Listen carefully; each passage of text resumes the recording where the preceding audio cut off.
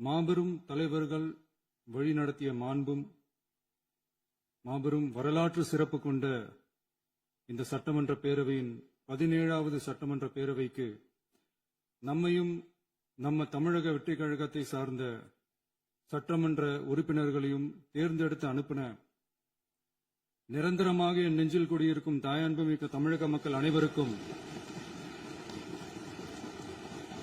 என்னுடைய மனப்பூர்வமான நன்றிகள். 17வது சட்டமன்ற கூட்டத்தொடரின் முதல் ஆளுநர் உரையின் மீதான நன்றி தெரிவிக்கும் தீர்மானத்திற்கு பதிலுரை வழங்க வாய்ப்பளித்த மாண்புமிகு பேரவைத் தலைவருக்கு நம் வணக்கத்தை தெரிவித்துக் கொள்கிறோம். மாண்புமிகு பேரவைத் தலைவர் அவர்களே, இந்த 17வது மாமன்றத்தில் அதிகப்படியான 12 கட்சிகளைச் சேர்ந்த பிரதிநிதிகள் தேர்ந்தெடுக்கப்பட்டிருக்கும். நாம கொள்கை ரீதியாகவும் நிலைப்பாடு ரீதியாகவும் வேறுபட்டு இருந்தாலும் மக்கள் பணி செய்வதுதான் நம்ம எல்லாருக்கும் பிரைமரியா இருக்கிற ஒரே எய்ம்.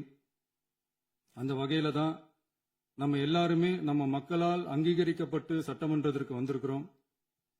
அதனால நாம கருத்தால் வேறுபட்டாலும் மக்கள் சேவை என்ற நோக்கத்துல நம்ம மாநிலம் சார்ந்த விஷயங்கள்ல நாம எல்லாரும் ஒன்றிணைந்து பயணிச்சா நம்ம தமிழ்நாடு என்னைக்கும் எதிலையும் முதன்மை மாநிலமாக திகழும். ஆளுநர் உரைக்கு நன்றி தெரிவிக்கும் தீர்மானத்தில் பேசின மாண்புமிகு உறுப்பினர்களுக்கு நன்றி. எதிர்த்து பேசினாதான் எதிர்கட்சின்னு ப்ரூவ் பண்ண முடியும்னு நினைச்சுக்கிட்டு பேசின எதிர்கட்சியை சேர்ந்த எதிர்கட்சி தலைவர் உள்ளிட்ட மாண்புமிகு உறுப்பினர்களுக்கும் வணக்கமும் நன்றியும். பதிலுரை வழங்குற அதே நேரத்தில் நம்மளை சட்டமன்ற உறுப்பினராக தேர்ந்தெடுத்த பெரம்பூர் தொகுதி மக்களுக்கு நம்மளோட நெஞ்சார்ந்த நன்றிகள். அதே மாதிரி ராஜினாமா பண்ணிட்டாலும் நம்மளை தேர்ந்தெடுத்த திருச்சி கிழக்கு மக்களுக்கும் இந்த மன்றத்தில் நம்மளோட நன்றியை பதிவு செய்கிறோம். அப்புறம் நம்மளோட அரசியல் பயணத்தை பத்தியும் கொஞ்சம் பதிவு செய்ய விரும்புறோம். நாம ஏதோ ஷூட்டிங்ல இருந்து நேரா வந்து சிஎம் ஆன மாதிரியே சில பேர் ஒரு இமேஜ் கிரியேட் பண்றாங்க. அவங்களுக்கு அவங்க ஆசைப்படுற லாங்குவேஜ்லயே சொல்றோம், அது வெறும் ரீல் தான், ரியல் கிடையாது. ஒரு சாதாரண நடிகனாக நம்ம கெரியர் தொடங்குச்சு. அப்புறம் அப்படியே சின்சியரா உழைச்சி மேல வந்தோம். நம்ம கெரியர்ல நாம மேல வந்ததுக்கு இந்த விஜய் ஒருத்தன் மட்டுமே காரணம் இல்ல, அவனோட உழைப்பு மட்டுமே காரணம் இல்ல. இந்த விஜயோட உழைப்புக்கும் உயர்வுக்கும் பின்னாடி இருக்கிற ஒட்டுமொத்த தமிழ்நாட்டு மக்களோட அன்பும் அரவணைப்பும் தான் காரணம். ஒவ்வொரு வீட்டில் இருக்க ஒவ்வொருத்தரும் நம்மள அவங்க வீட்டில் ஒருத்தனா ஏத்துக்கிட்டது தான் நமக்கு கடவுளும் மக்களும் தந்த மிகப்பெரிய வரம். அதுக்காகவே கடவுளுக்கு சமமான நம்மளோட சொந்தங்களான தமிழக மக்கள் அனைவருக்கும் மீண்டும் மீண்டும் நன்றி. இப்படி நம்மளை தாயன்போட அள்ளி அரவணைச்ச தமிழ்நாட்டு மக்களுக்கு நாம் எப்படியெல்லாம் துணையாக இருந்தோம், எப்படியெல்லாம் மக்களோட மக்களா இருந்தோம்னு சொல்றேன். 1990ஸ்லயே ரசிகர் மன்றமா இருந்தப்பவே மக்களுக்கு துணையா நிக்க ஆரம்பிச்சோம். அதுக்கப்புறம் நற்படி மன்றமாவும் அதுக்கப்புறம் விஜய் மக்கள் இயக்கமாவும் மாறி மக்களோட மக்களா நின்றுகிட்டு இருந்தோம். 2008 ஈழத் தமிழருக்கு ஆதரவா உண்ணாவிரதம் போராட்டம் செஞ்சோம். போர் முடிவுக்கு வரணும், நம்ம தொப்புள் கொடிய உறவுகளான ஈழத் தமிழர்களுக்கு பாதுகாப்பான நிம்மதியான ஒரு வாழ்வு கிடைக்கணும்னு அன்னைக்கே கோரிக்கை வச்சோம். 2009 ஆரம்பிச்ச விஜய் மக்கள் இயக்கம் வழியா நம்மளோட மக்கள் நல பணிகளை எக்ஸ்டெண்ட் அண்ட் எக்ஸ்பேண்ட் பண்ணிக்கிட்டே வந்தோம். கல்விக்கு துணையா இருந்தோம், சோசியல் சர்வீஸ் செஞ்சோம், வெள்ள நிவாரணத்துல துணையா இருந்தோம், கொரோனா காலத்துல மக்களுக்கு தோள் கொடுத்தோம். விலையில்லா விருந்தகம், குருதியகம், முட்டைப்பால் ரொட்டி திட்டம், விழியகம், பயிலகம், நூலகம், இப்படி பல வழியில மக்களுக்கு துணையா இருந்தோம். அப்புறம் நம்மளோட திரைப்படங்கள்ல நம்மளால முடிஞ்ச வரைக்கும் ஊழல் எதிர்ப்ப சொன்னோம், சமூக நீதியை சொன்னோம், கல்வியை பத்தி சொன்னோம், அரசியலை பத்தி சொன்னோம். அரசியலை பத்தி பேசுனதுனால நம்ம படங்கள் சந்திச்ச இதுவரைக்கும் சந்திக்கிற பிரச்சனையை பத்தி எல்லாருக்குமே தெரிஞ்சதுதான். இது மட்டும் இல்லாம 2011 நாகப்பட்டினத்துல மீனவர் பிரச்சனைகளுக்கு ஆதரவா ஒரு பெரிய பொதுக்கூட்டம் நடத்தினோம். மீனவர்கள் மீதான தாக்குதலை கண்டிச்சு பேசி அதுல நம்மளோட எதிர்ப்பை பதிவு செஞ்சோம். 2017 ஜல்லிக்கட்டு போராட்டத்தில் தமிழர் பண்பாட்டு உரிமைக்கான நம்மளோட ஆதரவை தெரிவிச்சோம். 2018 ஸ்டெர்லைட் போராட்டம் துப்பாக்கி சூட்ல பாதிக்கப்பட்ட நம்ம சொந்தங்களை நேர்ல சந்திச்சு ஆறுதல் சொன்னோம். 2021 உள்ளாட்சி தேர்தல்ல விஜய் மக்கள் இயக்க வேட்பாளர்கள் போட்டியிட்டு ஜெயிச்சாங்க.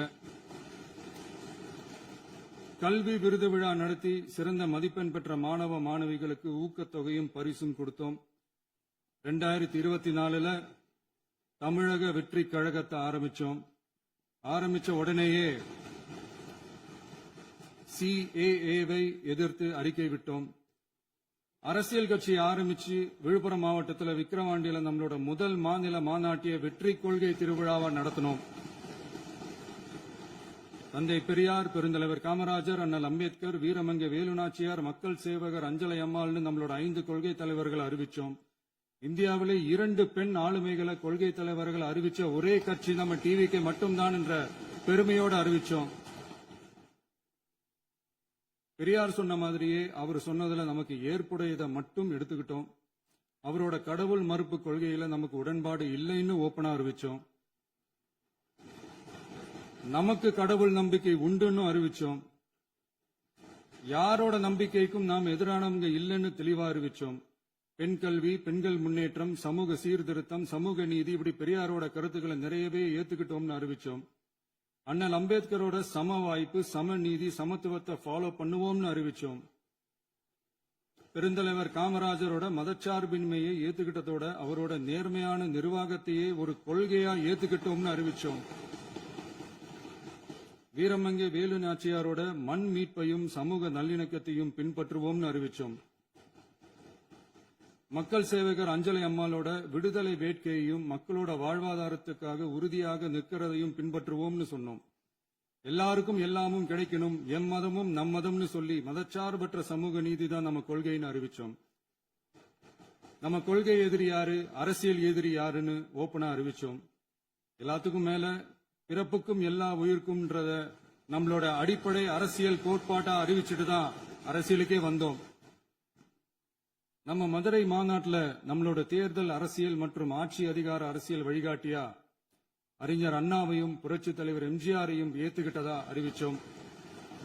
அப்புறம் இன்னனையும் நாம் இங்க பதிவு செஞ்சே ஆகணும்.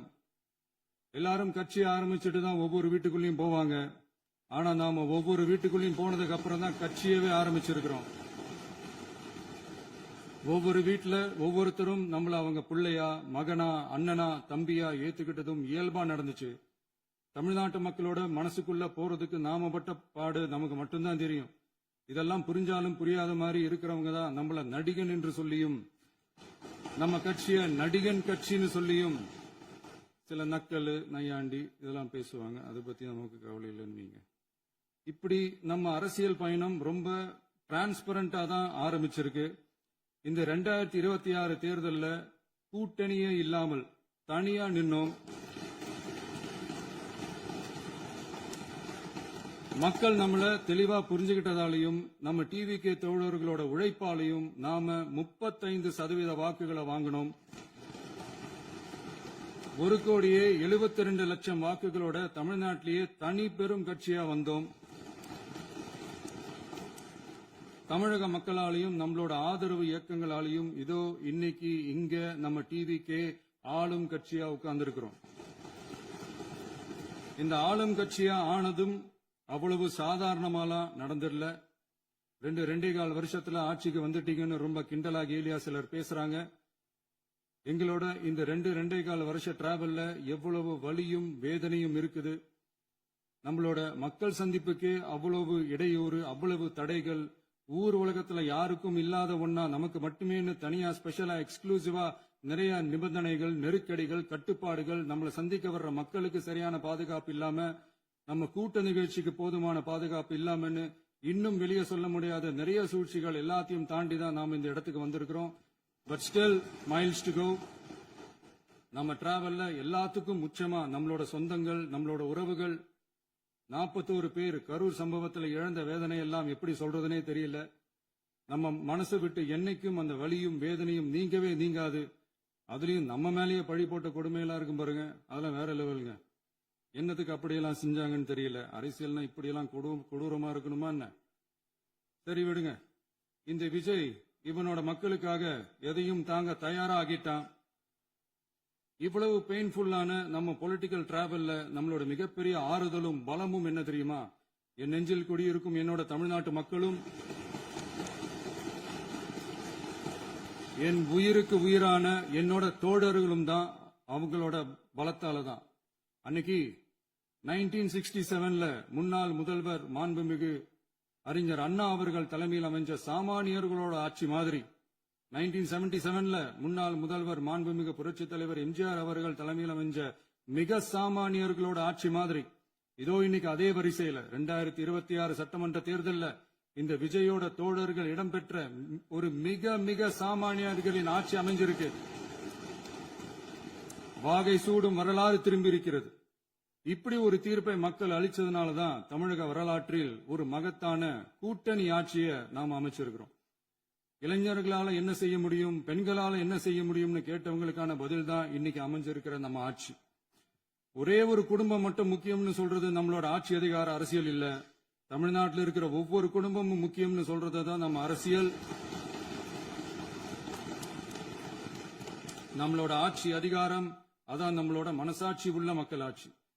இந்த 2026 தேர்தலில் யாராலும் உடைக்கவே முடியாதுன்னு சொன்ன மதத்தை உடைச்சோம், சாதியை உடைச்சோம், முக்கியமா காசு கொடுத்து ஓட்டு வாங்குற ஒரு நச்சு கலாச்சாரத்தையே சுக்கு நூறா தூள் தூளா உடைச்சிருந்தோம். நாம கிளீன் கவர்னன்ஸ் அண்ட் குட் கவர்னன்ஸ்ல உறுதியா இருக்கிறோம். இப்ப மட்டும் இல்ல, எப்பவுமே இப்படிதான் இருப்போம்.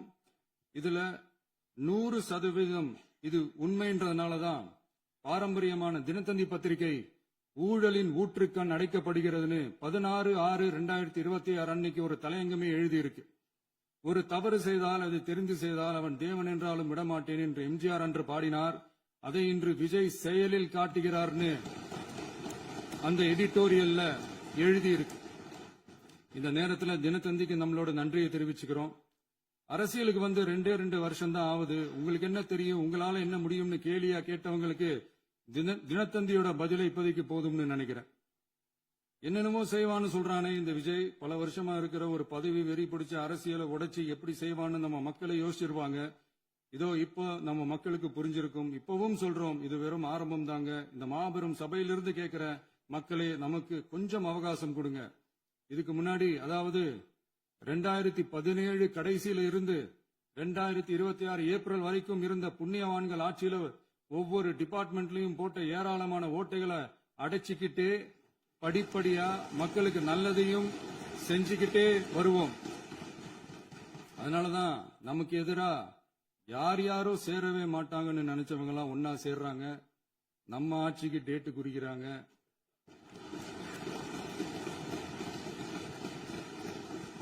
சரி, அவங்கள நம்ம மக்களே பார்த்துப்பாங்க, அது விடுங்க. நாம ஆட்சிக்கு வந்து சரியா 40 நாள் ஆகுது. அதுக்குள்ள என்ன செஞ்சீங்கன்னு கேக்குறாங்க. ஒரு லிஸ்ட் ஒன்னு சொல்றேன் கேளுங்க. பெண்கள் பாதுகாப்புக்காக சிங்கப்பெண் சிறப்பு படை, 200 யூனிட் வரை கட்டணமில்லா மின்சாரம், போதைப் பொருள் ஒழிப்புக்காக தனிப்படை, குறுவை நெல் சாகுபடியை ஊக்குவிப்பதற்காக 134.83 கோடி சிறப்பு தொகுப்பு திட்டம், வழிபாட்டு தலம், ஸ்கூல், பஸ் ஸ்டாண்ட், அதுக்கு பக்கத்தில் இருக்கிற 717 மதுபான கடைகள் மூடப்பட்டன. அங்க வேலையில் இருந்தவர்களுக்கு வேறு கடைகளில் வேலை, கவனிக்கப்படாமல் விடப்பட்ட அம்மா உணவகங்கள் புதுப்பிக்கப்பட்டன. பத்திரப்பதிவு துறையில் பகல் கொள்ளைக்கு புல் ஸ்டாப் வைக்கப்பட்டுள்ளது. வருகையில்லா ஆவண பதிவு முறை கொண்டுவர உத்தேசிக்கப்பட்ட செயல்பாட்டில் உள்ளது. அரசு மற்றும் தனியார் மருத்துவமனையில் ஸ்கேன் மையங்களில் கருவுறுவதற்கு முன் மற்றும் பின் ஏற்படும் தவறுகளை கண்காணிக்கவும், மருத்துவ நிறுவனம் முறைப்படுத்தும் சட்ட விதிகள் பின்பற்றப்படுகிறதா என கண்காணிக்கவும், மருத்துவ மற்றும் ஊரக பணிகள் இயக்கத்தின் பயன்பாட்டிற்காக 40 புதிய வாகனங்கள் வழங்கப்பட்டுள்ளது. கூட்டுறவு வங்கியின் ஏழை எளிய மக்கள் வாங்கிய கடனுக்கு முதல் முத்தாய்ப்பாக ரூபாய் 2045 கோடி தள்ளுபடி வழங்கி ஆணையிடப்பட்டுள்ளது. ஒன்றிய அரசிடம் கேட்டுக்கொண்டதற்கிணங்க கடந்த 2 வருடமாக நிறுத்தி வைக்கப்பட்ட இருந்த ஜல் ஜீவன் மிஷன் திட்டம் புதுப்பிக்கப்பட்டு ஜல் ஜீவன் மிஷன் திட்டம் 2.0 நடைமுறைக்கு கொண்டு வரப்பட்டுள்ளது. 18,500 கோடி அளவில் உறுதியளிக்கப்பட்ட காஞ்சிபுரம் மாவட்டத்தில் மைய விரிவாக்க திட்டம், கோயம்புத்தூரில் மின்னணு பொருட்கள் மற்றும் மின்னணு அமைப்புகள் உற்பத்தி திட்டம், மற்றும் திருவள்ளூர் மாவட்டத்தில் காட்டுப்பள்ளி LNT கப்பல் கட்டும் தளம் விரிவாக்க திட்டத்திற்கு ஒப்பந்தங்கள் போடப்பட்டுள்ளன. அனைத்து நிர்வாக நடவடிக்கைகளும் மின்னணு முறையில் மாற்றம் கொண்டுவர நடவடிக்கை எடுக்கப்பட்டு வருகிறது. சட்டவிரோத கல்குவாரி மற்றும் அனுமதியின்றி கனிமங்களை எடுத்துச் செல்வது தடுக்கப்பட்டுள்ளது. பல்வேறு குவாரிகள் சீல் வைக்கப்பட்டுள்ளன. கனிமங்களை கண்காணிப்பது, எல்லைகளை நிர்ணயிப்பது மற்றும் ஆளில்லா விமானம் மூலம் அளவீடு செய்வது போன்றவற்றை செயல்படுத்துவதற்கான பணிகள் மேற்கொள்ளப்பட்டு வருகின்றன. அனைத்து துறைகளிலும் அலுவலர் தலையீடு இல்லாமல் லஞ்ச லாவண்யமற்ற தமிழகத்தை உருவாக்க அனைத்து நடவடிக்கைகளும் முடுக்கிவிடப்பட்டுள்ளது. இதெல்லாம் சாம்பிள் தான், இன்னும் இருக்கு. இந்த வெறும் 40 நாளுக்குள்ளேயே இவ்வளவு செஞ்சிருக்கோம்னா இனி வர்ற நாட்கள்ல கொஞ்சம் கொஞ்சமா படிப்படியா ஸ்டெடியா உழைச்சி லஞ்ச லாவண்யம் இல்லாத, ஊழல் இல்லாத, பெண்களுக்கு பாதுகாப்பான, சுதந்திரமான, டிரான்ஸ்பரண்டான தமிழ்நாட்டை நம்ம சொந்தங்களான தமிழக மக்களுக்கு தர்றதுதான் நம்மளோட ஒன் அண்ட் ஒன்லி டார்கெட். கண்டிப்பா அதை நிறைவேற்றியே காட்டுவோம். 8 கோடி மக்கள் நம்மளோட இருக்கிறப்போ ஏங்க அதை செய்ய முடியாது? மாண்புமிகு பேரவைத் தலைவர் அவர்களே, தமிழ்நாட்டின் கருவூலம் எப்படி திசை மாறி உருமாறி தேய்ந்து ஓய்ந்து கிடைக்கிறதுன்னு சொன்னாங்க. திசை மாறி உருமாறி தேய்ந்து ஓய்ந்துன்னு வசனம் மாதிரி ரைமிங்கா இல்லாம வளமான இலக்கியமா இதே சபையில பேசினவங்களோட திறமையான ஆட்சியில நடந்த நிதி மேலாண்மையை பத்தி வெள்ளை அறிக்கையா வெளியிட்டோம். வெள்ளை அறிக்கை வந்ததிலிருந்தே கண்ணை கட்டுதுங்க. அந்த காலத்துலதான் பிள்ளையோ பிள்ளை, தொல்லையோ தொல்லைன்னு சொன்னாங்க. அதே மாதிரி தாங்க அவங்க ஆட்சியாலையும் அவங்களாலையும் இன்னைக்கு தமிழ்நாட்டுக்கே தொல்லையோ தொல்லை. இப்படி ஒரு நிலைமையை உண்டாக்கி வச்சுட்டு இவங்க சொல்றாங்க நமக்கு ஆட்சி செய்ய தெரியாதுன்னு. நம்ம அமைச்சர்களுக்கும் நம்ம சட்டமன்ற உறுப்பினர்களுக்கும் ஒன்னும் தெரியாதுன்னு. ஆமாங்க, எங்களுக்கு தெரியாதுதான். எங்க சட்டமன்ற உறுப்பினர்களுக்கும் அமைச்சர்களுக்கும் மக்கள் பணி செய்ய தெரிஞ்ச அளவுக்கு மக்கள் பணத்தை சுருட்ட தெரியாதுதான்.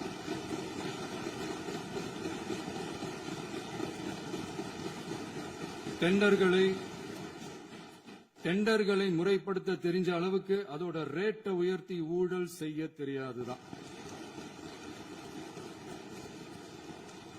பதவி உயர்வு வழங்கவும் பணி இடமாற்றம் கலந்தாய்வு நடத்தவும் தெரியுமே தவிர பதவி உயர்வுக்கும் பணியிட மாற்றத்திற்கும் பணம் பறிக்க தெரியாதுதான். புதிய பணியிடங்கள் உருவாக்க தெரியுமே தவிர அந்த பணியிடங்களை பணத்துக்கு விற்க தெரியாதுதான். கோயில்கள்ல நடக்கிற நிர்வாக சீர்கேட்டை தடுக்க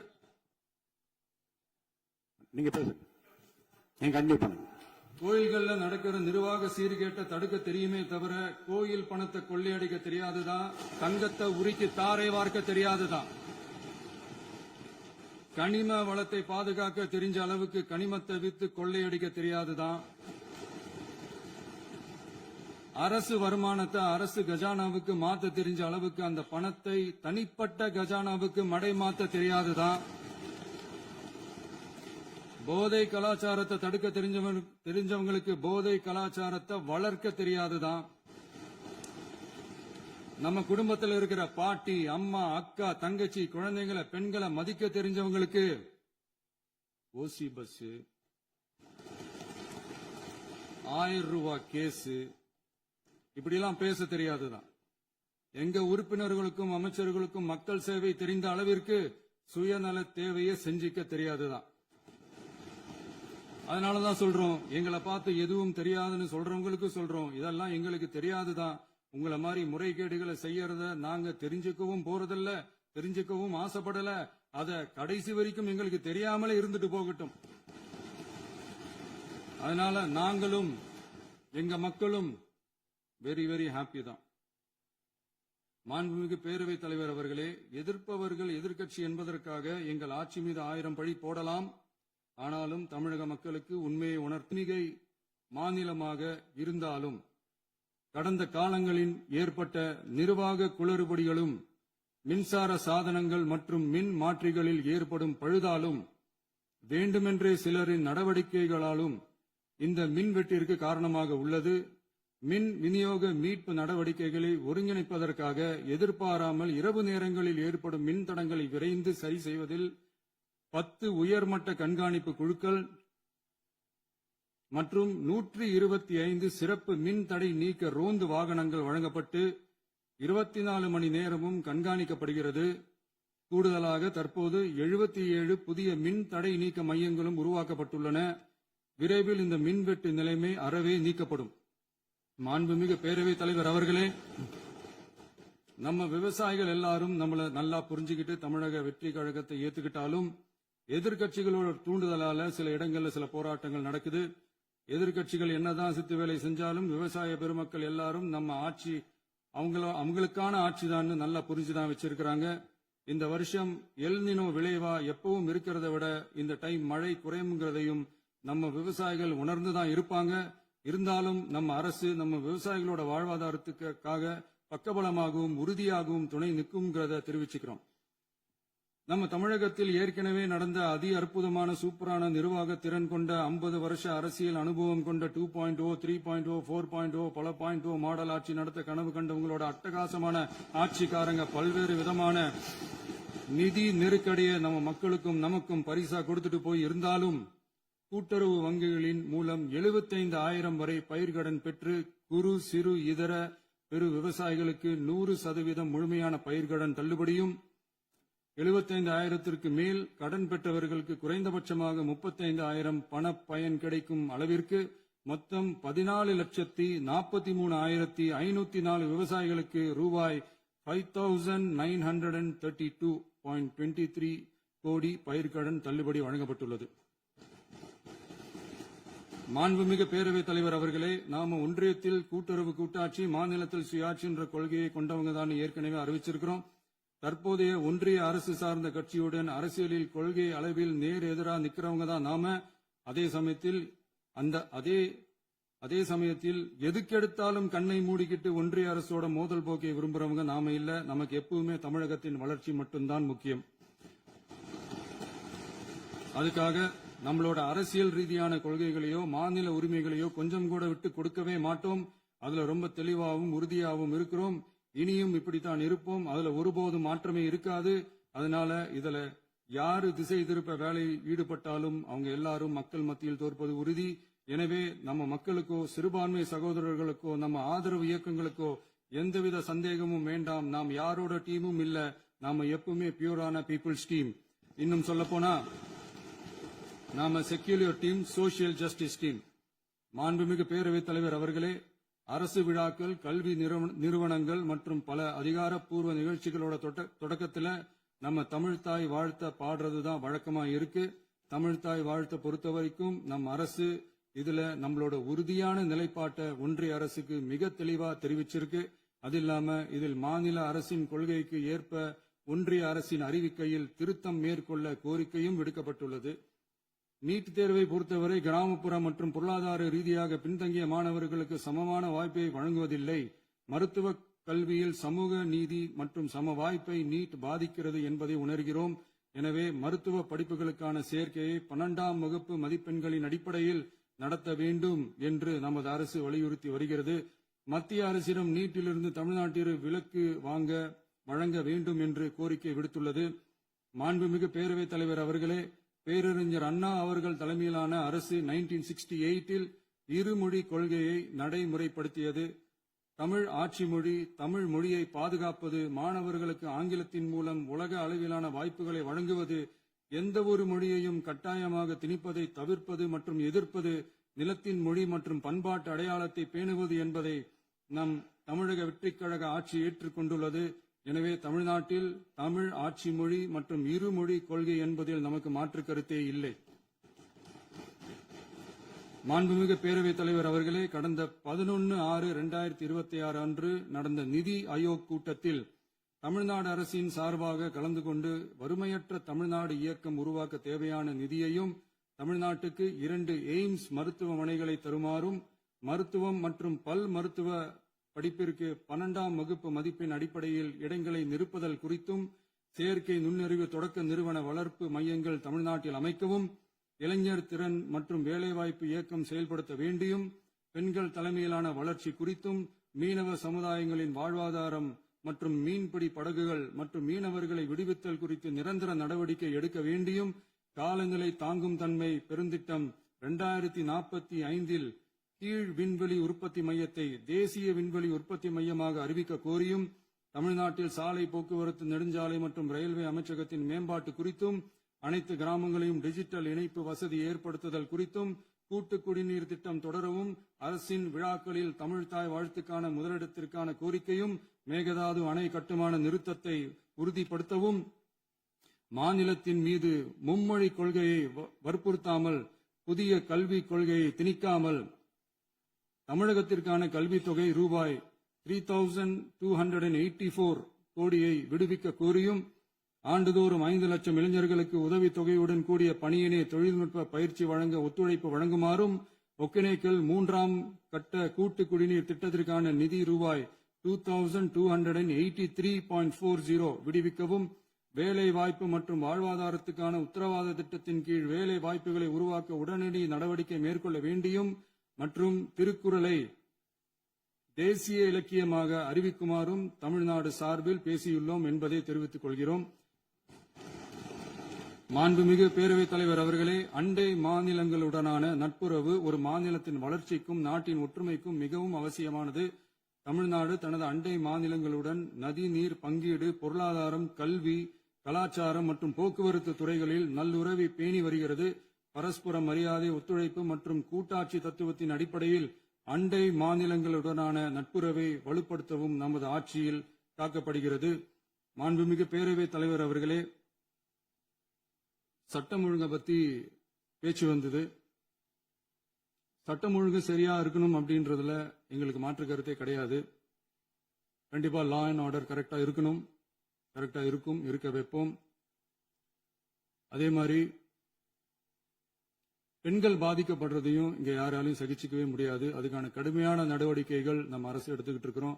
இந்த சிங்கப்பெண் சிறப்பு அதிரடி படை கூட அதுக்கான ஒரு ஃபர்ஸ்ட் ஸ்டெப் தான். அதே மாதிரி இந்த போதைப் பொருள் நடமாட்டம் அதை கண்ட்ரோல் பண்றதுக்கும் நம்ம அரசு கடுமையான நடவடிக்கைகள் எடுத்துக்கிட்டு இருக்கிறோம். அதையும் கண்டினியூ பண்ணி எடுப்போம். மாண்புமிகு பேரவைத் தலைவர் அவர்களே, இப்ப நான் சொன்ன இந்த பிரச்சனைகள்லாம்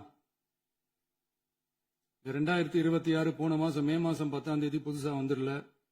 இதெல்லாம் பல வருஷமா இருக்கிற பிரச்சனைகள் தான், பல வருஷமா கண்டுக்காம விட்ட பிரச்சனைகள் தான். இன்னைக்கு எதிர்கட்சிக்காரங்க அதை பத்தி கேட்கும் போது எனக்கு அது அக்கறையா தெரியல, அவதூறு அரசியலா தான் தெரியுது, பழி போடுற அரசியலா தான் தெரியுது. இப்படி அவதூறு பழி போடுறவங்களை பார்த்து ஒன்னே ஒண்ணுதான் கேட்கணும்னு தோணுது.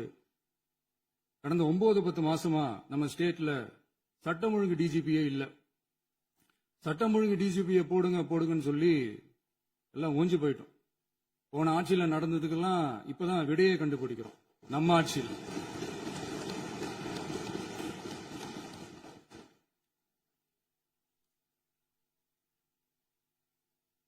இந்த போதைப் பொருள் நடமாட்டம் எல்லாம் தாறுமாறா அப்படியே பரவி கொட்டி கிடக்குது. இதெல்லாம் இனிஷியல் ஸ்டேஜ்லயே யார் கண்ட்ரோல் பண்ணிருக்கணும்? போலீஸ் டிபார்ட்மெண்ட் அப்ப யார் கையில இருந்தது? இத்தனை கேள்வி நம்மளை பார்த்து கேட்கறாங்களே, ஒரே ஒரு கேள்விதான் நான் கேட்கணும்னு தோணுது. போலீஸ் டிபார்ட்மெண்ட்டை கையில வச்சுக்கிட்டே பிகினிங்லயே இனிஷியல் ஸ்டேஜ்லயே இந்த போதைப் பொருள் நடமாட்டத்தை ஏன் கண்ட்ரோல் பண்ணல? மனசாட்சி உள்ளவங்க இந்த பிரச்சனையெல்லாம் ஏன் நடக்குதுன்றது அவங்களுக்கே நல்லா தெரியும். இன்னைக்கு சட்டம் ஒழுங்கை பத்தி கேள்வி கேட்க கூடாதா அப்படின்னா தாராளமா கேட்கலாம். இது ஜனநாயக அரசு, மன்னராட்சி எல்லாம் கிடையாது, மனசாட்சி உள்ள மக்களாட்சி. அதனால கேள்வி கேட்கலாம், எல்லாருக்கும் எல்லா உரிமையும் உண்டு. விமர்சனம் செய்யலாம், எல்லாருக்கும் எல்லா உரிமையும் உண்டு. ஆனா நம்ம ஆட்சியில என்ன நடவடிக்கைகள் எடுத்திருக்கோன்றது தெரிஞ்சுக்கிட்டு அதுக்கேற்ற மாதிரி ஒரு நடுநிலையா பேசுனீங்கன்னா கொஞ்சம் நல்லா இருக்கும். சட்டம் ஒழுங்கை பத்தி யாருக்கு என்ன யோசனை இருந்தாலும், மக்கள் நலனுக்காக யாருக்கு என்ன யோசனை இருந்தாலும் அதை தாராளமாக சொல்லலாம். நம்ம அரசு அது காது கொடுத்து கேட்கும். ஆனா நம்ம அரசினுடைய நிர்வாகத்திறன் அதை பத்தி பேசுறவங்களுக்கு இந்த ஊரடிச்சு உலையில போட்டு ஊழல் மேல ஊழலா செஞ்சுக்கிட்டு அதுல இருந்து தப்பிக்கிறதுக்கு பேர் தான் நிர்வாகத்திறன் அப்படின்னு சொன்னா, அப்படிப்பட்ட ஒரு ஊழல் செய்யற நிர்வாகத்திறனை நம்ம அரசு ஒரு நாளும் செய்யாது. பொட்டி பெட்டியா பணத்தை வச்சுக்கிட்டு, பெட்டியை வச்சு எல்லாம் செஞ்சுக்கிட்டு, போதைப் பொருள் பாதுகாவல் கழக மாடல் அரசாங்கம் செஞ்ச ஒவ்வொரு ஊழலா வெளியில வந்துகிட்டு இருக்கு. டாஸ்மாக்ல அது என்னப்பா அது பேரு, பார்ட்டி ஃபண்ட் கட்சி நிதி அப்படின்ற பேர்ல அடிச்ச கொள்ளையெல்லாம் ஒண்ணா இப்போ கவர்மெண்டோட கஜானாவுக்குள்ள கொண்டு சேர்த்துக்கிட்டே இருக்கிறோம்.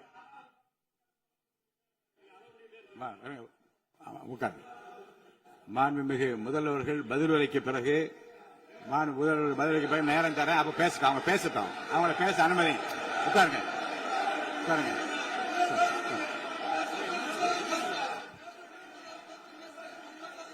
மாண்புமிகு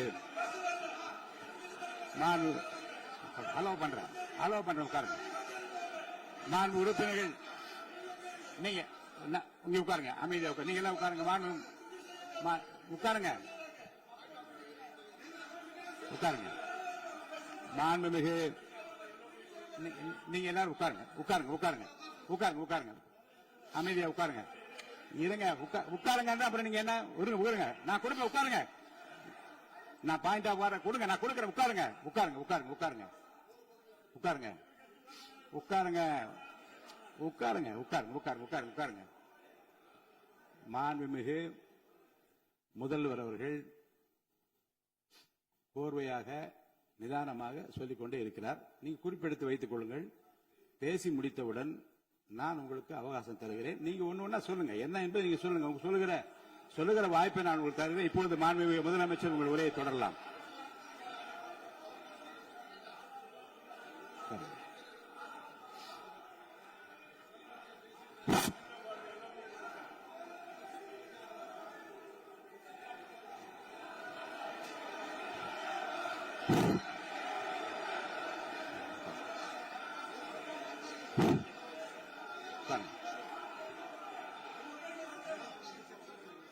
நான் எழுந்த பிறகு உட்கார்றதுதான் உட்காருங்க.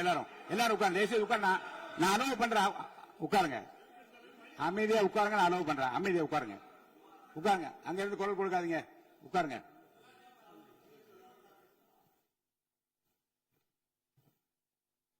இனிமையான இந்த விவாதத்தில் இதுவரை குறுக்கீடுகள் இல்லாமல்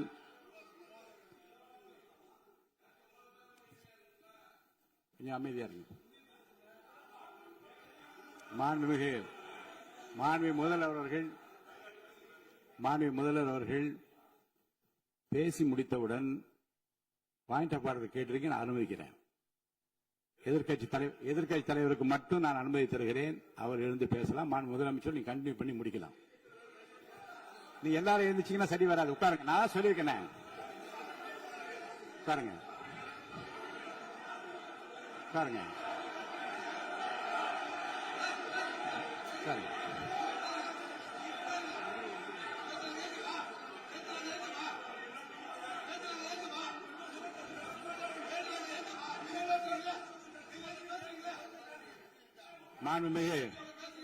மாண்பு உறுப்பினர்கள் அமைதி காக்க வேண்டும். நேற்று எதிர்க்கட்சி தலைவர் பேசுகிற போதும் அவர் பேசுகிற எல்லாவற்றுக்கும் நான் அனுமதி அளித்தேன். அதுல பாயிண்ட் ஆஃப் கேளுங்க, அந்த விவாதத்தில் கேளுங்க. இப்போதும் மாண்புமிகு முதலமைச்சர் அவர் பேசி முடித்த பிறகு நான் உங்களுக்கு அதுக்குரிய அவகாசத்தை தருகிறேன். நீங்க கேள்வி கேளுங்க. கேட்கிற உரிமையும் விளக்கத்தை பெற்றுக்கொள்ள உரிமை உங்களுக்கு இருக்கிறது. அதற்கு அவகாசத்தை நான் தருகிறேன்.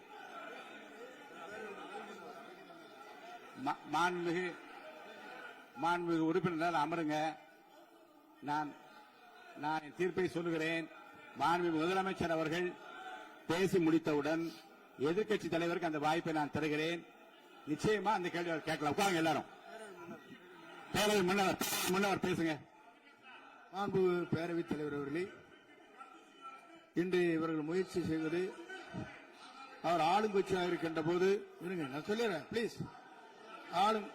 ஒரே நிமிஷம் நான் சொல்லிடுறேன் பிளீஸ்.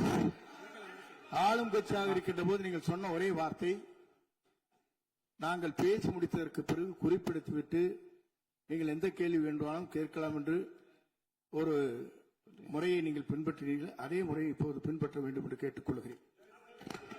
பள்ளி கல்வித்துறை அமைச்சர் சொன்னதை முழுமையாக கேட்டு இறுதியில் ஒரு வாய்ப்பு தந்தீங்க. அதுவும் இல்லாம இந்த நேரத்தில் நேரலையில் நீங்களும் பாக்குறீங்க. அங்கிருந்து ஒருமையில் விழித்து இந்த பக்கம் இருக்க உறுப்பினர்களை பார்த்து அப்படின்னு ஒருமையில் விழிப்பதை உங்கள் மூலமாக கண்டிக்கிறேன். அந்த வார்த்தையை அவை குறிப்பிலிருந்து நீக்கணும். கண்ணியம் காத்து முதல்வர் முழுமையாக பேசுவதை காத்து கண்ணியம் காத்து இந்த சபைக்கு ஒரு மரபு இருக்கிறது. அதை மூத்த உறுப்பினர்கள் பின்பற்றபடி உங்கள் மூலமாக கேட்டுக்கொள்கிறேன். மாண்புமிகு முதலமைச்சர் அவர்கள் உரையை தொடரலாம். நான் தரேன். நான் உறுதியாக மாண்பு முதலமைச்சர் அவர்கள் பேசி முடித்தவுடன் எதிர்க்கட்சி தலைவருக்கு அந்த வாய்ப்பு தரப்படும் என்பதை உறுதியாக சொல்லிவிட்டேன். இடையிலே குறுக்கீடு செய்யாமல் அந்த பேச்சு முழுமையாக பேசி முடிக்க நீங்கள் அனுமதி வழங்க வேண்டும் என்று கேட்டுக்கொள்கிறேன். அமைதியா உட்காருங்க, அவங்க பேசி முடிக்கட்டும், நீங்க கேளுங்க. நான் என்ன சொல்றேன், கேட்கிற உரிமையும் விளக்கத்தை கேட்டு பெற உரிமை உங்களுக்கு இருக்கிறது. ஆனா இடையிலே குறுக்கீடு செய்யாமல் அதை முடிக்கும்படி நான் கேட்டுக்கொள்கிறேன். மாண்பு முதலமைச்சர் அவர்கள் தொடர்ந்து நீங்க பேசலாம்.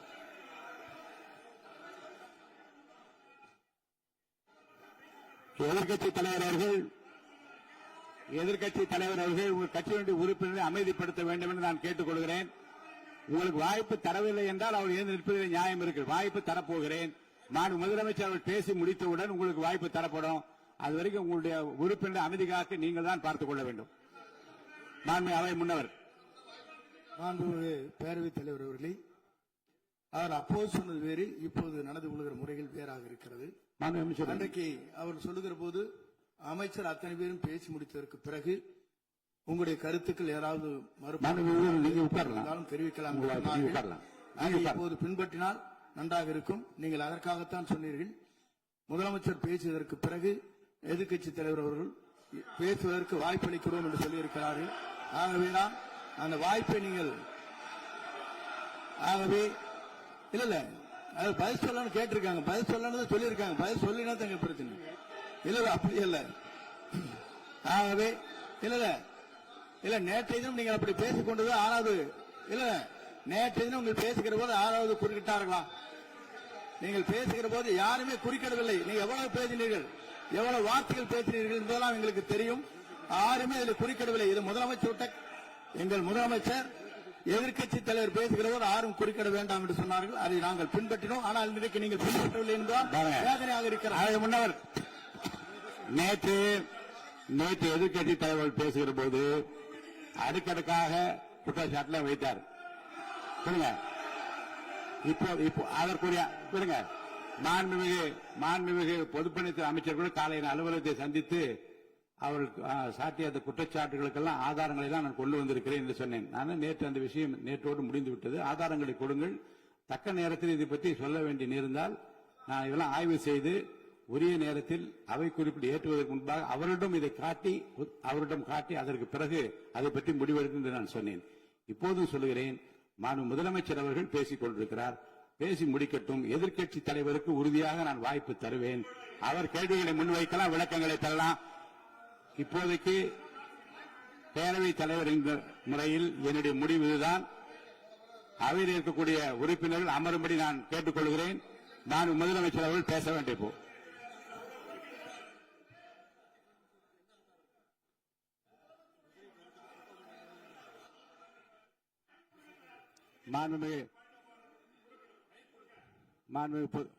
இருங்க. அவை முன்னவர் முடிக்கட்டும். தலைவர் அவர்களே, நேற்றைய தினம் நீங்கள் முழுமையாக பேசினீர்கள். உங்கள் பேச்சுக்கள் எப்படி இருந்தது என்பதும் நாடறியும். இருந்தாலும் கூட நாங்கள் அமைதியாக இருந்தோம். இல்ல நீங்க இருங்க, ஒவ்வொரு வார்த்தைக்கு இருங்க. நீங்க மின்வெட்டியில நீங்க சொன்னீங்க, உங்களுடைய முன்னாள் அமைச்சர் ஆற்காடு வீராசாமி இருக்கிற போது மின்வெட்டால் தான் நாங்கள் ஆட்சியே மாறியது என்றெல்லாம் சொன்ன கதையெல்லாம் இருக்கு. அதெல்லாம் சொன்னோம்னாங்க. நாங்களே அமைதியா இருந்தா அதுக்கு அங்கே தயவு செய்து எதிர்க்கட்சி தலைவருக்கு வாய்ப்பளிக்கிறார்கள். அந்த வாய்ப்பை நீங்கள் அவர் முதலமைச்சர் பேசியதற்கு பிறகு பேசினால் அழகாக இருக்கும். அவர் முன்னர் பள்ளி கல்வித்துறை அமைச்சர். மாண்புமிகு பேரவைத் தலைவர் அவர்களே, அவர் ஒரே ஒரு வார்த்தையை தான் சொன்னார். பார்ட்டி ஃபண்ட் என்ற வார்த்தையை கேட்டு எதிர்க்கட்சி நண்பர்கள் கோபப்படுகிறார்கள். ஆனால் அதன் மீது உங்களுக்கு பாயிண்ட் ஆஃப் ஆர்டர் தருவதாகவும் நீங்கள் சட்டப்பேரவைத் தலைவர் சொல்கிறீர்கள். நேற்றைய தினம் இதே போல வெற்றி தலைவர் அவர்களினுடைய வழிகாட்டில் வளர்ந்த நாங்கள் சகிப்புத்தன்மையோடு அவர்கள் பல வார்த்தைகள் சொன்னார்கள். புதிதாக சோஃபா மாடல் என்றார்கள், குதிரை பேரம் என்றார்கள், எத்தனையோ வார்த்தைகள் சொன்னபோது சகிப்புத்தன்மையோடு அதை கேட்டு பொறுமையாக இருந்தோம். இவர்கள் குதிரை பேரம் எல்லாம் அவைக்குள் நீக்கப்பட்டு விட்டது. சரி, சோஃபா மாடல் என்று சொன்னார்கள். ஆதாரம் கேட்டு இப்படி எழுந்து நாங்கள் கொந்தளிக்காமல் ஒரு சட்டமன்றத்தில் ஒரு உறுப்பினர் எப்படி நடந்து கொள்ள வேண்டும் என்பதற்கு எடுத்துக்காட்டாக தமிழக வெற்றி கழகத்தின் உறுப்பினர்கள் நடந்து கொண்டார்கள். இப்போது மதிப்பிற்குரிய எதிர்க்கட்சி தலைவர் அவர்களே, உங்களூடாக நான் கேட்பது என்னவென்றால், அவர்களினுடைய கட்சி உறுப்பினர்களை அவர் அமைதிப்படுத்தி முதல்வர் அவர்கள் உரையை முழுமையாக கேட்டு சகிப்புத்தன்மைக்கு சட்டமன்றத்தில் இந்த பக்கம் மட்டுமல்ல அந்த பக்கமும் எடுத்துக்காட்டாக இருப்பதற்கு அவர் வழிவகை செய்ய வேண்டும் என்று உங்கள் மூலமாக கேட்டுக்கொள்கிறேன். மாண்புமிகு பொதுப்பணித்துறை அமைச்சர்.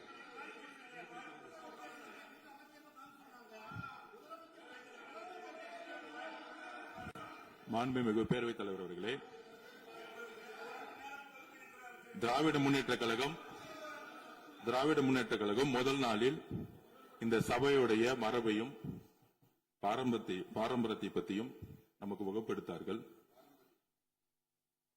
அந்த மரபுப்படி எங்களுடைய தலைவருடைய வழியில் இந்த சட்டசபையுடைய நிகழ்வுகளில் நாங்கள் கலந்து கொண்டிருக்கிறோம். நேற்று எதிர்க்கட்சி தலைவர் பேசும்பொழுது எவ்வளவோ வார்த்தைகள் உண்மைக்கு புறம்பாக சட்டத்திற்கு எதிராக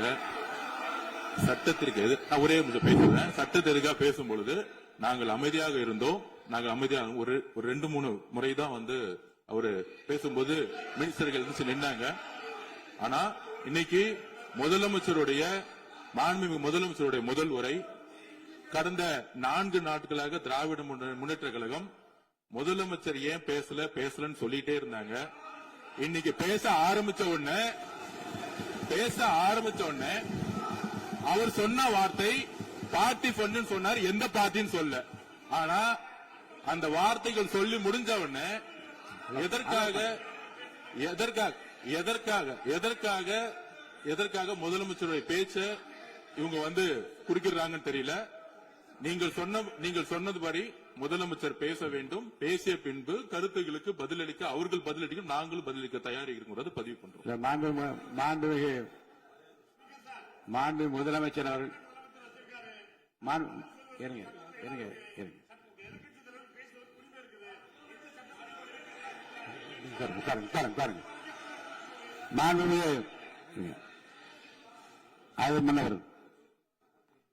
மரபு இருக்கிறது. எப்போது வேணும் பாயிண்ட் ஆஃப் ஆர்டர் தான் இருந்தாலும் கூட நீங்க இந்த மரபை நீங்க கடைபிடித்தீங்களா உங்க ஆட்சியில? நீங்க முன்னவர் முன்பு எப்படி நடந்தால் என்பதை பற்றியோ முன்பு நடந்த நிகழ்வுகள் பற்றியோ நீங்கள் சொல்லி மீண்டும் இந்த அவையினுடைய மாண்பை குறைக்க வேண்டாம் என்று நான் கேட்டுக்கொள்ள வேண்டாம். இப்போது உள்ள பிரச்சனை மாண்பு முதலமைச்சர் அவர்கள் தன்னுடைய பேச்சை உறுதி செய்து முடிக்க வேண்டும். அவர் முடித்த பிறகு எதிர்க்கட்சி தலைவருக்கு நான் நிச்சயமாக வாய்ப்பு தருவேன். அவர் கேள்வி கணைகளை தொடுக்கலாம், சந்தேகங்களை கேட்கலாம், விளக்கம் தருவதற்கு மாண்பு முதலமைச்சர் அவர்கள் தயாராக இருக்கின்றார். அமைதியாக என்னை அமரும்படி நான் கேட்டுக்கொள்கிறேன். இப்போது நான் அனுமதிக்க முடியாது. மாண்பு முதலமைச்சர் உரையை தொடரலாம்.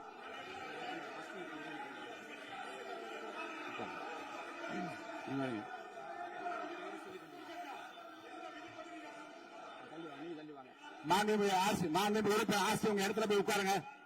மாண்பு உறுப்பினர் ஆஸ்தின், நீங்க ஒரு மூத்த உறுப்பினர், சபை விதிகளை நன்கு தெரிந்த ஒரு உறுப்பினர், நீங்க போய் இடத்துல உட்காருங்க. முதல்ல மாண்பு முதலமைச்சர் அவர்கள் உரையை தொடரலாம். இப்போது எந்த விதமான பாயிண்ட் ஆஃப் ஆர்டர்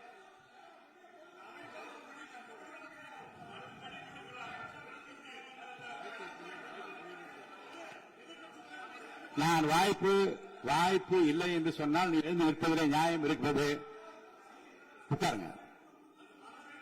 வாய்ப்பு உறுதியாக எதிர்க்கட்சி தலைவருக்கு பாயிண்ட் ஆஃப் ஆர்டர் மட்டுமல்ல, உட்கார்ந்து அவர் பேசிய பேச்சுக்களை என்னென்ன இருங்க என்ன உங்களுக்கு சந்தேகம் இருக்கிறதோ, வினாக்கள் இருக்கிறதோ அதை நீங்க கேட்கலாம். அவர் பதில் சொல்வதற்கு தயாராக இருக்கிறார். பேசி முடிக்கின்ற வரை அமைதி காக்கும்படி உங்களை நான் கேட்டுக்கொள்கிறேன்.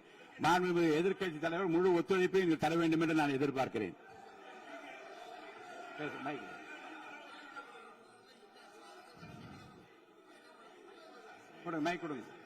மாண்புமிகு எதிர்க்கட்சி தலைவர் பேரவைத் தலைவர், நீங்க உட்காருங்க. நேற்று நான் பேசும்போது சில அமைச்சர்கள் குறுக்கிட்டு பேசினாங்க. அதற்கு நீங்க அனுமதி கொடுத்தீங்க. அது மாதிரி இன்னைக்கு முதலமைச்சர் பேசும்போது சில வார்த்தைகள், தவறான வார்த்தைகள் பேசுறாரு. அவர் பார்ட்டி ஃபண்ட் அப்படின்னு சொல்லியிருக்கிறாரு. அவர் அமைச்சர் அந்த பார்ட்டி ஃபண்ட் எந்த பார்ட்டின்னு கூட சொல்ல தைரியம் இருந்தா சொல்லுங்க. நாங்க அதெல்லாம் பேஸ் பண்ண தயாரா இருக்கோம். எதையும் ஆதாரத்தோடு எதையும் பேசுங்க. நீங்க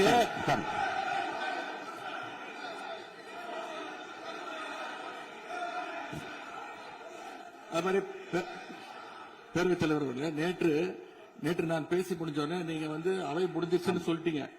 நாங்கெல்லாம் வீட்டுக்கு போயிட்டோம். வீட்டுக்கு போய் டிவி போட்டு பார்த்தா அங்க இன்னொரு அமைச்சர் வந்து இன்னும் பதில் சொல்லிட்டே இருந்திருக்கிறாரு. அதற்கெல்லாம் நாங்க இப்ப என்ன பதில் இது, என்ன மரபு இது? நீங்க இப்ப பேசிக்கிட்டே இருப்பீங்களா? நாங்க அதை பார்த்துக்கிட்டே இருக்கணுமா? அதே மாதிரி இன்னைக்கு முதலமைச்சர் அவர்கள் பேசும்போது நாங்களும் அமைதியா கேட்டுட்டு தான் இருந்தோம். ஆனா சில கருத்துக்கள் அவர் பேசும்போது அதை நாங்க அனுமதிக்க முடியாது. ஆதாரத்தோடு ஏதாவது பேசணும்னா, குற்றச்சாட்டுகள் சொல்லும் போது ஆதாரத்தோடு சொன்னீங்கன்னா அதை நாங்க வந்து ப்ரூவ் பண்றதுக்கு தயாராக இருக்கு. மாண்புமிகு உறுப்பினர் அவர்கள் இருங்க. நேற்று மாண்புமிகு எதிர்க்கட்சித் தலைவர்கள் பேசியதும் மாண்புமிகு பொதுப்பணித் தலைவர்கள் பேசியதும் ஆதாரம் இல்லாமல் பேசக்கூடாது என்று நான் சொன்னேன். ஆய்வு செய்து நீக்கப்பட வேண்டியது நீக்கும் என்று சொன்னேன். இப்போது மாண்புமிகு முதல்வர் அவர்கள் பேசி முடிக்கட்டும். நீங்கள் கூறிய கருத்துப்படி அதில் ஆதாரங்கள் இல்லாத குறிப்பாக இருந்தால் அதை நீக்குவதற்குரிய உரிமை எனக்கு இருக்கிறது. ஆய்வு செய்து நான் நடவடிக்கை எடுப்பேன். இப்போது மாண்புமிகு முதலமைச்சர் அவர்கள் பேசலாம். இந்த மறுபடியும் சொல்றேன், கட்சி நிதின்ற பேர்ல அடிச்ச கொள்ளைய ஒன்னா கவர்மெண்டோட கஜானாக்குள்ளேயே கொண்டு சேர்த்துக்கிட்டே இருக்கிறாங்க.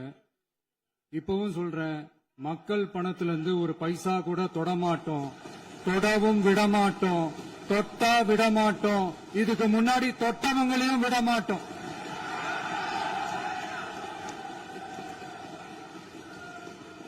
ஒவ்வொரு ஊழலா வெளியில வரும் போல ஒவ்வொரு வேஷமா கலைஞ்சிரும் போல இங்க இருக்கிற நிறைய பேரு நடுங்கி போய் இதுல நம்ம மேல அவதூறு வேற.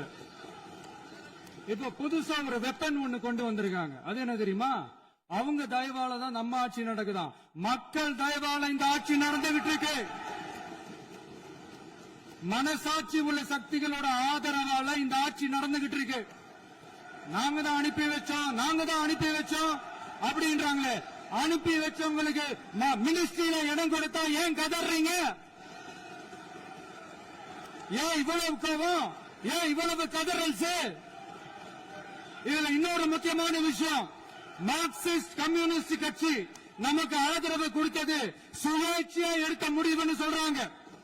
அதே மாதிரி இந்திய கம்யூனிஸ்ட் கட்சி நமக்கு ஆதரவு கொடுத்தது சுயேட்சையா எடுத்த முடிவுன்னு சொல்றாங்க.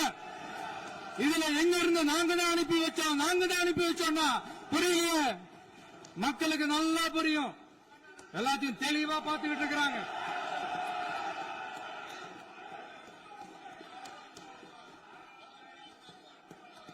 முதலமைச்சர் கண்டிப்பாக பண்ணலாம். மாண்பு முதலமைச்சர்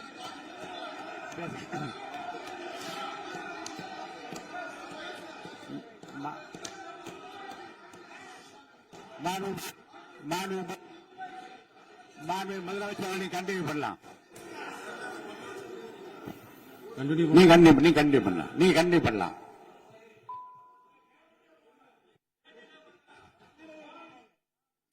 இந்த சமூக நீதி அரசுன்னு சொல்றவங்களை பார்த்து கேட்கிறேன், நம்ம பட்டியலின சகோதரர்களுக்கு எத்தனை அமைச்சர் பதவி கொடுத்தீங்கன்னு கொஞ்சம் சொல்ல முடியுமா? ஆனா நம்மளுடைய அரசுல 8 அமைச்சர் பதவிகள் யாருக்கு? நம்ம பட்டியலின சகோதரர்களுக்கு. எல்லாம் நம்ம அண்ணன், நம்ம தம்பி, நம்ம தங்கச்சிங்க. அண்ணல் அம்பேத்கர் அவர்களுடைய கிட்டத்தட்ட 100 ஆண்டு கால கனவு இப்ப நிறைவேறி இருக்கு. நான் ஏன் கொஞ்சம் சவுண்டா பேசுறேன் அப்படின்னா அவங்களுக்கு கேட்கணும்ன்றதுக்காக தப்பா எடுத்துக்காது. அதே மாதிரி பெண்களோட பாதுகாவலர் நாங்க தான் அப்படின்னு சொல்லிக்கிறவங்களை கேட்கிறேன், எத்தனை பெண்களுக்கு அமைச்சர் பதவியில இடம் கொடுத்தீங்க கொஞ்சம் சொல்ல முடியுமா? எங்க அரசுல 4 சகோதரிகளுக்கு அமைச்சர் பதவி கொடுத்திருக்கிறோம்.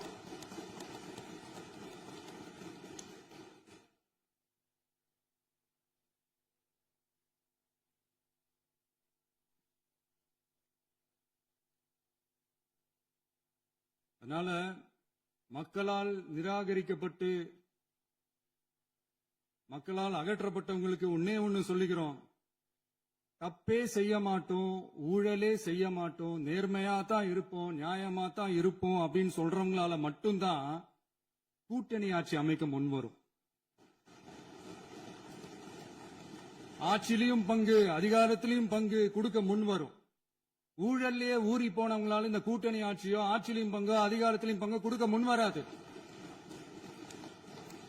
மெஜாரிட்டி இருந்தாலும் தரமாட்டாங்க, மெஜாரிட்டி இல்லனாலும் தரமாட்டாங்க. கேட்டா ரெடிமேடா ஒரு பதில் ஒண்ணு வச்சிருப்பாங்க, கூட்டணி ஆட்சியை மக்கள் விரும்ப மாட்டாங்கன்னு. அதே மக்கள் தான் இப்ப அவங்கள பார்த்து சிரிக்கிறாங்க. நான் பதவியேற்ற அன்னைக்கு கொஞ்சம் டைம் அவகாசம் கேட்டேன். எதுக்கு கேட்டேன்? நிதி நிலைமை எல்லாம் கொஞ்சம் மோசமா இருக்குது, அதெல்லாம் கொஞ்சம் சரி செஞ்சுக்கிட்டே படிப்படியா கொஞ்சம் கொஞ்சமா நான் கொடுத்த வாக்குறுதிகள்லாம் செயல்படுத்துவேன், அதுக்காக கொஞ்சம் டைம் அவகாசம் கேட்டேன். நான் ஏதோ வேற எதுக்காகவோ வேற யாருக்காகவோ ஏதோ அவகாசம் கேட்ட மாதிரி. அடுத்து இங்க சபையில இல்லாதவங்களை பத்தி பேச வேண்டாம்னு நினைக்கிறேன்.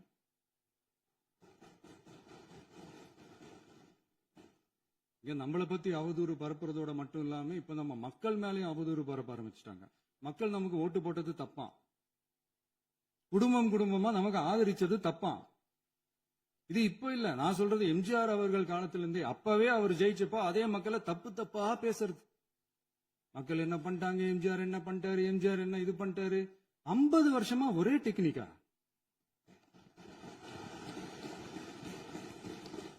டெக்னாலஜி எல்லாம் மாறி வேற எங்கேயோ போயிட்டு இருக்கு பஸ்.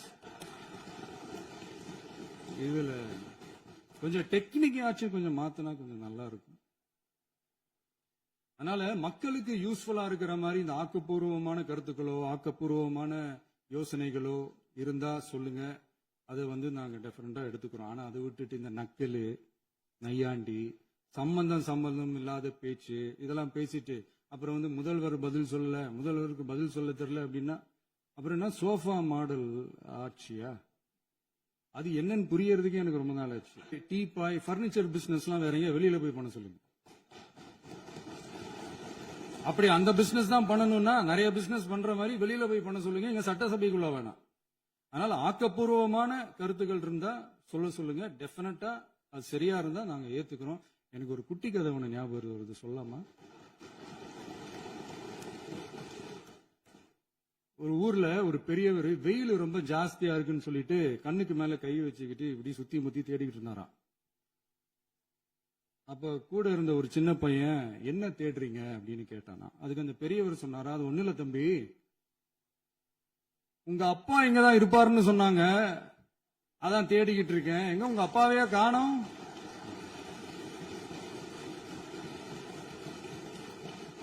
இல்ல எங்களுக்கும் நக்கலா நையாண்டியா சம்பந்தம் இல்லாத குட்டி கதை இதெல்லாம் எங்களுக்கும் பேச தெரியும். அந்த கதையில பெரியவர் அப்படி சொன்னாராம், தப்பா எடுத்துக்காதீங்க. அந்த கதையில பெரியவர் அப்படி கேட்டாராம். அதனால யாரும் இங்க டென்ஷன் ஆக வேணாம். அதனால இன்னொரு என்னுடைய உரையை முடிக்கிறதுக்கு முன்னாடி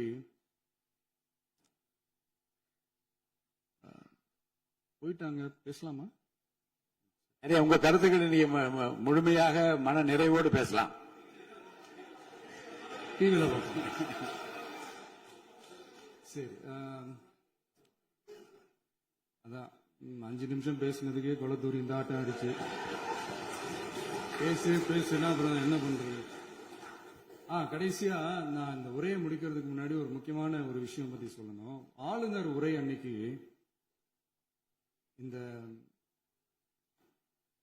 தமிழ் தாய் வாழ்த்துக்கு அப்புறம் தேசிய கீதம் பாடினது தப்பு, தேசிய கீதம் 2 முறை பாடினது தப்பு. அப்படி ஒரு நிகழ்வு இதுக்கு முன்னாடி இந்த சட்டசபையில நடந்ததே கிடையாது. அந்த மரபையே மாத்திட்டீங்க. இப்படி ஒரு பெரிய ஒரு போர் மாதிரி எதிர்கட்சி சார்ந்தவங்க எல்லாம் சொன்னாங்க இல்லையா? அந்த மாநில உரிமை போராளிகளை, அந்த மரபு காக்கிற உரிமை போராளிகளை ஒரே ஒரு கேள்விதான் கேட்கணும். 2021 ஆகஸ்ட் 2 ஞாபகம் இருக்கா? Centenary celebration of Tamil Nadu legislature. அந்த பங்கன்ல நம்ம முன்னாள் முதலமைச்சர் கருணாநிதி அவர்களோட கலைஞர் அவர்களுடைய கலைஞர் அவர்களுடைய புகைப்படத்தை மாண்புமிகு குடியரசுத் தலைவர் திறந்து வைக்கிற ஒரு ஃபங்க்ஷன். அந்த ஃபங்க்ஷன்ல national anthem followed by Tamil Thai Vazhthu அப்படின்னு அறிவிச்சது ஞாபகம் இருக்கா? அதாவது தேசிய கீதத்துக்கு அப்புறமா இரண்டாவது முறையா, நோட் திஸ் பாயிண்ட் மாண்புமிகு பேரவைத் தலைவர் அவர்களே, பிளீஸ் நோட் திஸ் பாயிண்ட். தேசிய கீதத்துக்கு அப்புறம் இரண்டாவது முறையாக தமிழ் தாய் வாழ்த்து பாடப்படும் அப்படின்னு சொன்னது ஞாபகம் இருக்கா? அதுவும் முத்தமிழ் அறிஞர் அப்படின்னு சொல்ற நம்ம கலைஞர் அவர்களுடைய அந்த புகைப்படம் வெளியிட்டு விழாவில் அவர் இருந்த இதே சபையில தமிழ இரண்டாவது இடத்துக்கு தள்ளினது யாருன்னு ஞாபகம் இருக்கா? அது மட்டும் இல்ல, அந்த தேசிய கீதத்தை நாட்டுப்பண் நேஷனல் ஆந்தம்னு சொல்லி அதே ஃபங்க்ஷன்ல கடைசியா ஃபங்க்ஷன் முடியும் போது செகண்ட் டைம் தேசிய கீதம் பாடினதும் ஞாபகம் இருக்கா? இதே அவையில் தான், அது அவை குறிப்பிலும் இருக்கிறது, இதே அவையில் தான் நடைபெற்றது. இந்த தக்க நேரத்தில் இந்த ஆதாரங்களை அளித்த மாண்பு முதல்வர்களுக்கு நன்றியை தெரிவித்துக் கொள்கிறேன். டவுட் இருந்தா இந்த புக்கை பார்த்து தெரிஞ்சுக்கலாம். அதனால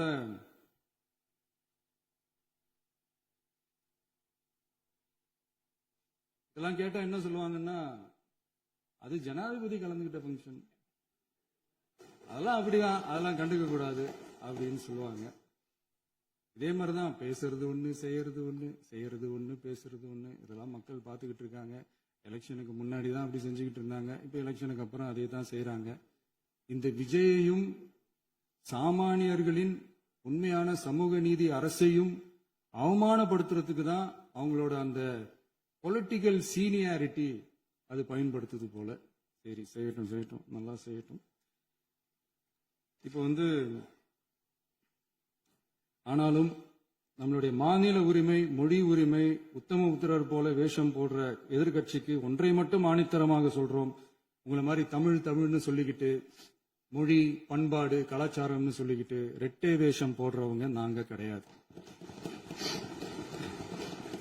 உலகெங்கும் வாழும் என் தமிழ் சொந்தங்களுக்கு நம்முடைய உத்தரவாதம் தமிழ் தான் எங்க உயிர் நாடி அப்படின்றத மறக்க மாட்டோம். இப்பவும் சொல்றோம், மாநில உரிமையில எப்பவும் உறுதியா இருப்போம். அதே சமயத்துல அரசியல் வேற, ஒன்றிய மாநில அரசுகளுக்கு இடையே இருக்கிற நிர்வாக அணுகுமுறை வேற. இதுல நாங்க ரொம்ப தெளிவா இருக்கிறோம். அதனால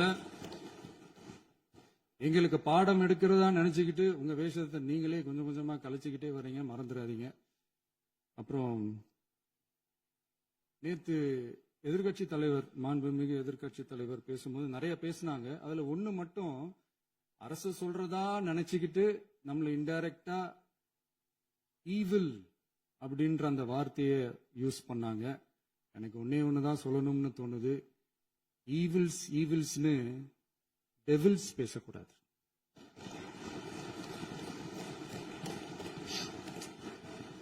அவங்க இருந்திருந்தா ஒரு ஆக்ஷன் பண்ணணும்னு எனக்கு தோணுச்சு. எல்லாரும் போயிட்டாங்க. பர்மிஷன் பண்ணலாமா? இப்பவும் பண்ணலாம், ஒன்றும் தப்பு இல்லை.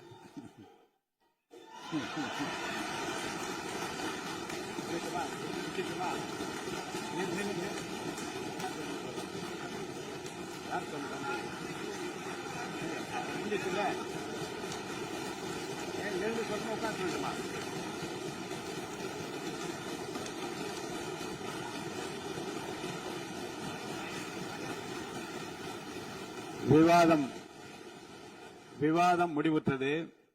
மாண்புமிகு உறுப்பினர்கள் முன்மொழிந்த திருத்தங்கள் வலியுறுத்தப்படுகின்றனவா என்று அறிய விரும்புகிறேன். மாண்புமிகு உறுப்பினர்கள் முன்மொழிந்த திருத்தங்கள் அனைத்தும் பேரவையின் அனுமதியில் திரும்ப பெறப்படுகின்றன. 2026 ஆண்டு ஜூன் திங்கள் 18 நாளன்று சட்டமன்ற பேரவைக்கு மாண்புமிகு ஆளுநர் அவர்கள் ஓந்தளித்த பேருரைக்கு தமிழ்நாடு சட்டமன்ற பேரவை உறுப்பினர்கள் பெரிதும் நன்றி உடையவர்களாவர் என்று மாண்புமிகு பேரவை துணைத் தலைவர் திரு மு. ரவிசங்கர் அவர்களால் 19/6/2026 நாளன்று முன்மொழியப்பட்ட தீர்மானம் பேரவையின் முடிவுக்கு விடப்படுகிறது. ஏற்போர் ஆம் என்க, மறுப்போர் இல்லை என்க. ஏற்போரே அதிகம் என்று கருதுகிறேன். ஏற்போரே அதிகம். தீர்மானம் நிறைவேறியது. அரசினர் தீர்மானம். பேரவை மீண்டும் கூடும் நாள் குறிப்பிடப்படாமல் ஒத்திவைக்கப்பெறும் தீர்மானம். மாண்புமிகு பேரவை முன்னவர் அவர்கள். மாண்புமிகு பேரவைத் தலைவர் அவர்களே, பேரவை விதி 25(1) கீழ் 1 படி பேரவை மீண்டும் கூடும் நாள் குறிப்பிடப்படாமல் ஒத்திவைப்பு பெறலாம் எனும் தீர்மானத்தை மொழிகிறேன். மாண்புமிகு பேரவை முன்னவர் அவர்களின் தீர்மானம் பேரவையின் முடிவுக்கு விடப்படுகிறது. ஏற்போர் ஆம் என்க, மறுப்போர் இல்லை என்க. மறுப்போரே இல்லை என்று கருதுகிறேன். மறுப்போரே இல்லை. தீர்மானம் ஒருமனதாக நிறைவேறியது. பேரவை மீண்டும் கூடும் நாள் குறிப்பிடப்பெறாமல் ஒத்திவைக்கப்படுகிறது. வணக்கம். பாயிண்ட் ஆஃப் ஆர்டர் மட்டுமல்ல, உட்கார்ந்து அவர் பேசிய பேச்சுக்களை என்ன இருங்க, என்ன என்ன என்ன என்ன என்ன உங்களுக்கு சந்தேகம் இருக்கிறதோ, வினாக்கள் இருக்கிறதோ அதை நீங்க கேட்கலாம். அவர் பதில் சொல்வதற்கு தயாராக இருக்கிறார். பேசி முடிக்கின்ற வரை அமைதி காக்கும்படி உங்களை நான் கேட்டுக்கொள்கிறேன். மாண்புமிகு எதிர்க்கட்சி தலைவர் முழு ஒத்துழைப்பை நீங்கள் தர வேண்டும் என்று நான் எதிர்பார்க்கிறேன்.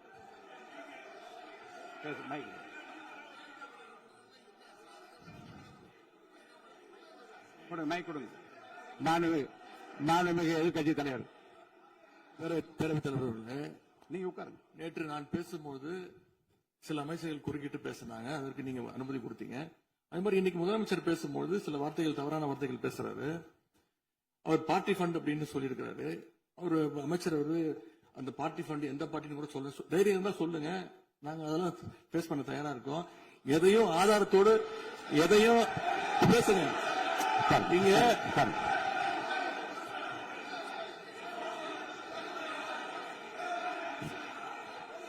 அது மாதிரி பேரவைத் தலைவர் அவர்களே, நேற்று நான் பேசி முடிஞ்சோடனே நீங்க அவை முடிஞ்சிருச்சுன்னு சொல்லிட்டீங்க. நாங்கெல்லாம் வீட்டுக்கு போயிட்டோம். வீட்டுக்கு போய் டிவி போட்டு பார்த்தா அங்க இன்னொரு அமைச்சர் இன்னும் பதில் சொல்லிட்டே இருந்திருக்கிறாரு.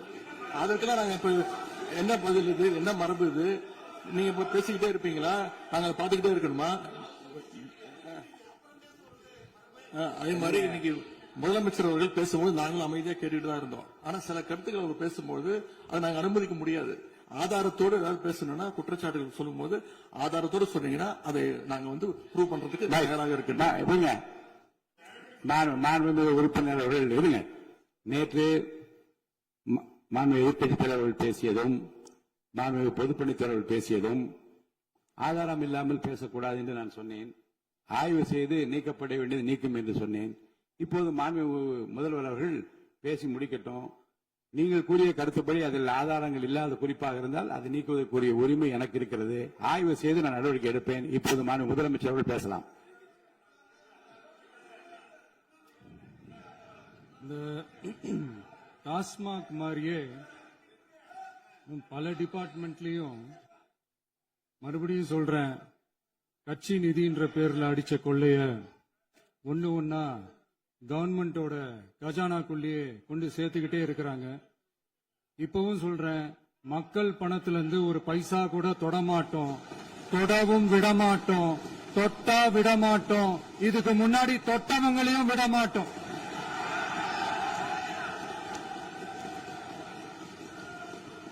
ஒவ்வொரு ஊழலா வெளியில வரும் போலே, ஒவ்வொரு வேஷமா கலைஞ்சிரும் போலே, இங்க இருக்கிற நிறைய பேரு நடுங்கி போய் இதுல நம்ம மேல அவதூறு வேற. இப்ப புதுசா ஒரு வெப்பன் ஒண்ணு கொண்டு வந்திருக்காங்க. அது என்ன தெரியுமா? அவங்க தயவால தான் நம்ம ஆட்சி நடக்குதாம். மக்கள் தயவால இந்த ஆட்சி நடந்துகிட்டு இருக்கு. மனசாட்சி உள்ள சக்திகளோட ஆதரவால இந்த ஆட்சி நடந்துகிட்டு இருக்கு. நாங்க தான் அனுப்பி வச்சோம் அப்படின்றாங்களே. அனுப்பி வச்சவங்களுக்கு மினிஸ்ட்ரியில இடம் கொடுத்தா ஏன் கதறீங்க? ஏன் இவ்வளவு கோபம்? ஏன் இவ்வளவு கதறல்? இதுல இன்னொரு முக்கியமான விஷயம், மார்க்சிஸ்ட் கம்யூனிஸ்ட் கட்சி நமக்கு